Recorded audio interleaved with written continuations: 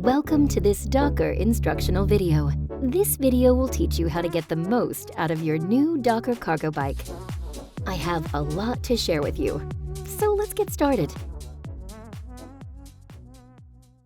Be sure to insert the key properly before turning and make sure your bicycle is unlocked. Take it off the stand using both hands. We recommend that you always start your first trip in a low power mode. This way, you can get used to the electric support.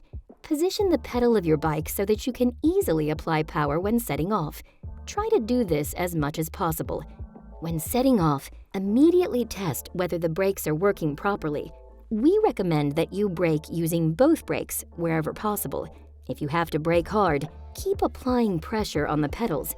This may feel counterintuitive, but it will keep your tires from losing grip and help you stop as quickly as possible. Are they working properly? Then you can continue on your way. Try out the more powerful modes if you feel comfortable doing so.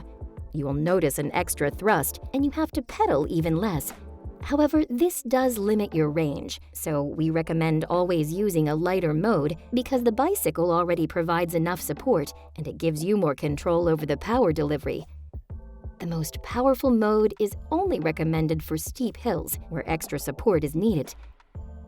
When you are mingling with other traffic, you must always bear in mind the dimensions and weight of your bicycle. Performing an unexpected evasive maneuver is a lot more complicated. While on the move, it's best to imagine a similar-sized box in the shape of your bike floating a few meters in front of you. This allows you to better assess whether certain situations could get tricky. Overtake other cyclists with a wide angle and not too fast to prevent them from reacting startled. You will often cycle among a variety of road users, and not everyone is able to anticipate your possibly higher speed. Therefore, reduce your speed when traffic picks up and anticipate unexpected maneuvers by other road users so you can react accordingly if necessary. While cycling, assess whether you will fit in narrow streets or alleys along with oncoming traffic. If not, you may want to choose a different route. When approaching busy intersections or roundabouts, reduce your speed. This will prevent you from entering a risky situation at high speed and gives other traffic time to react to you.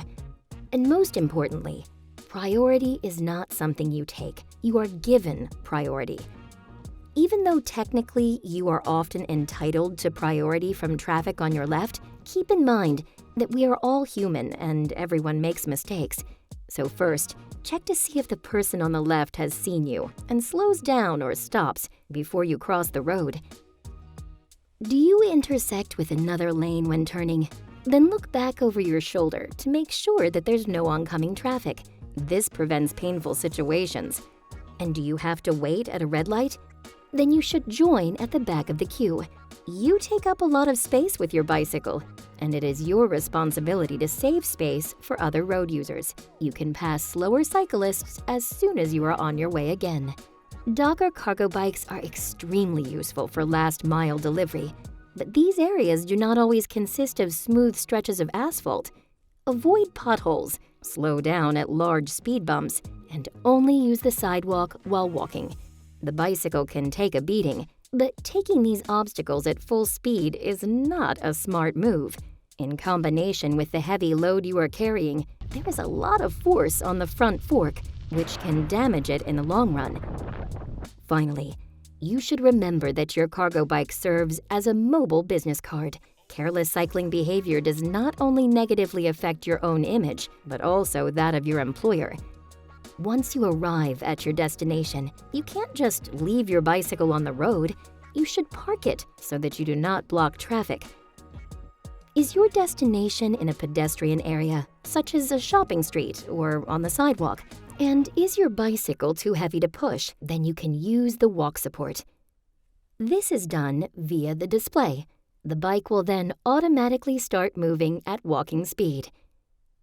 When you arrive at your destination, keep one hand on the handlebars and one on the saddle, and put your foot on the stand. Pull the bicycle back so that the stand pops out.